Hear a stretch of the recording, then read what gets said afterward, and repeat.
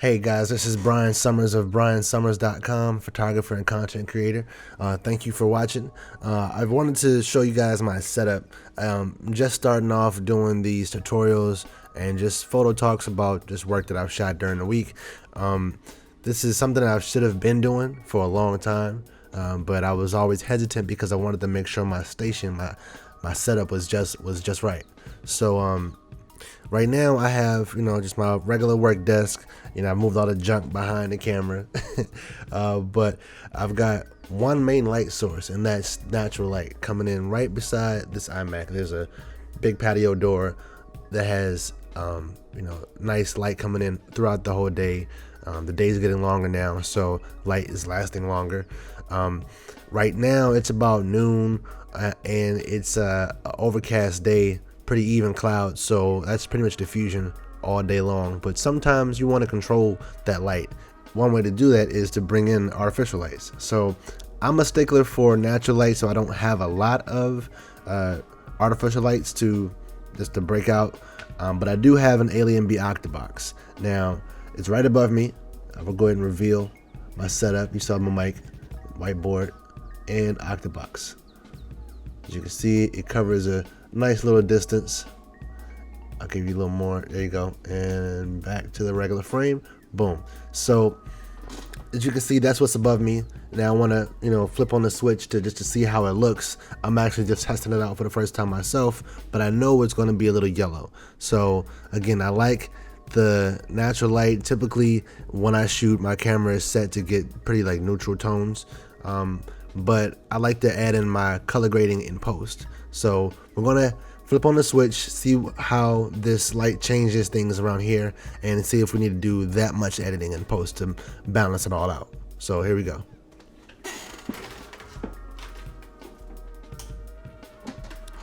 And boom, already you see there's a difference. It's a little warmer, but I think I mentioned before, I am shooting with an iPhone.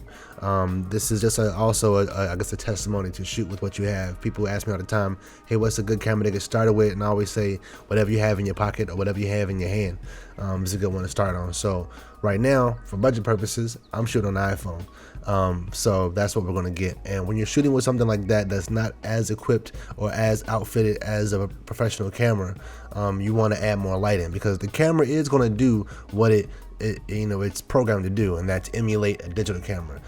If you don't have the greatest sensitivity, when you go into a dark setting and you try to expose it to see the something in the corner, it's going to be super grainy, because that's how film does anyway for that particular situation. Now you know what to do in a situation where if you want that effect or you don't want it. So again, I need to add more light to make this iPhone footage look extra crispy, and this is just one extra source that I added in here, and I'm gonna go ahead and adjust my brightness and everything in here. If you don't know, a quick way to just adjust your brightness in the iPhone is to tap on the screen. As you can see, the camera shape, and you'll see a square appear around the face. I'm looking at myself right now, so you can see me change the brightness, lower to brighter if you want to have something more exposed. So I'm going to expose this and lock it around here. If you want to lock it, you just hold, and you'll see that square blink a few times, and AE lock will come up, and you can still go in and change it, but now it's locked. If I step back, or if the camera moves, or if the sun comes back, it's locked to this position right here. All right, so I think this is a pretty good addition of light. I also have taken into consideration that I have the brightness from my monitor coming off, so that's something that's gonna affect my lighting. I could also add something behind the actual iMac. I have just a cheap old ice light that I bought. It's not even an ice light, it's just some off-brand, I guess, light that I got off of Amazon. If I put it behind my iMac right here, I might get a little something, but also might get some glare onto my image in the back. I also want to hide it, because you can kind of see a little bit, tuck it a little bit right there.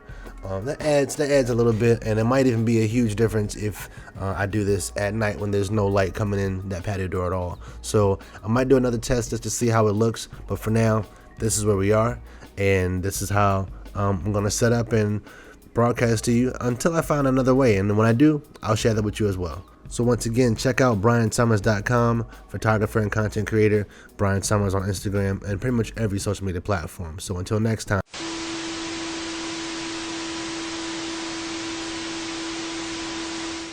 Alright, so I wanted to show you what it looked like at nighttime. Obviously, there is no light coming in from the patio door. There is an octabox above it still, and there is just some ambient room light from the kitchen just spilling over onto this area. Just a little bit though, not a lot. But the main light source is the octabox.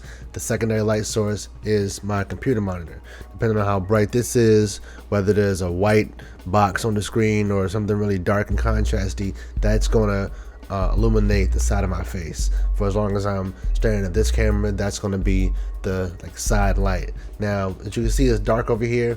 I don't have that light on anymore in the corner, but if I turn it on, it's going to add a little bit of separation from the computer and that wall. It's no longer that dark corner anymore. Now you see some of the, some of what's over here, my cameras or whatever image I'm gonna have in the background, whether it's this one or if that changes.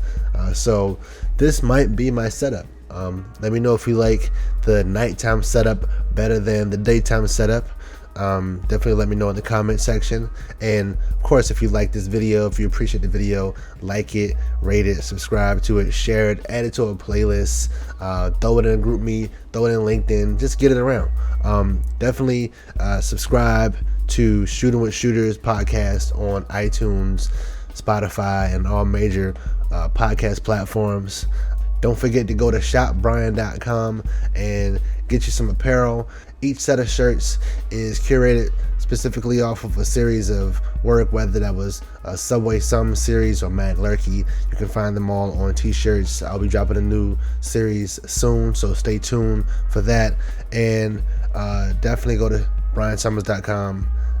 Follow me on all platforms, and I'll see you next time.